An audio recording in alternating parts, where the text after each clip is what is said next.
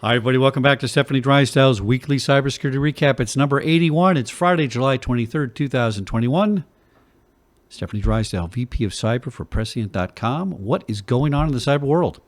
Lots and lots and lots, Chuck. So I'll just jump in. So Yahoo News shared an article titled "Hackers Stole the Identities of Florida Condo Collapse Victims." As of now, the exact number of the identity theft victims is unknown, but definitely more than one and potentially many more as loved ones become aware and more criminals jump on the bandwagon. So while the story was about condo victims, this really applies to anyone who's experienced the loss of a loved one. It recommends families check the person's credit reports and initiate freezes on their credit, and also to contact the Social Security office. Unfortunate that criminals are jumping on this, but better to know than to not know. So the New York State Division of Consumer Protection and the Department of Motor Vehicles is warning New Yorkers about a text messaging or smishing scam. They reach out to citizens requesting that they update their current driver's license. So lots of these all around, definitely not limited to New York. So if you receive this or another sketchy text message with a link, it could appear to be tracking information, an Amazon confirmation, a credit card fraud alert. Don't interact with it, but go directly to the website of whoever's reaching out or who pretends to reach out, or go to your app. If it's like Amazon or something, and see if the message is reflected there. If there is some kind of notification or alert, you should see it in the app itself. So don't interact with the link that's sent to you. So with lots of talk about securing our accounts, Apple Insider shared their review of the YubiKey Authenticator.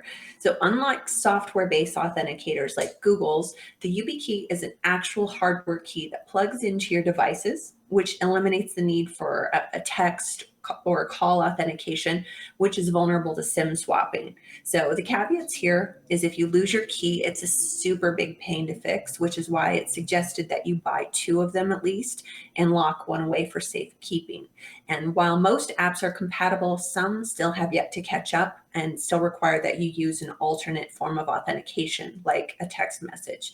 But for your most secure data, it's a really secure option to have the hardware key. So definitely check that out.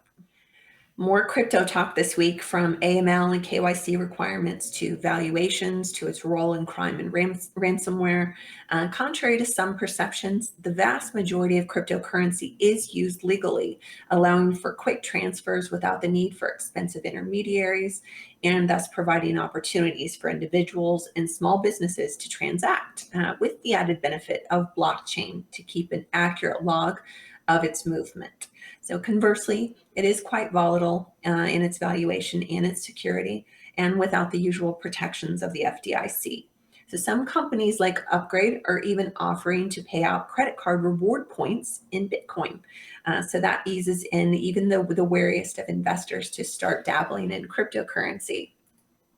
So if you're ready to take the plunge, or you already have, CoinGecko created a list of 16 security tips by their founders so you can invest and HODL, right? Hold on for dear life in peace.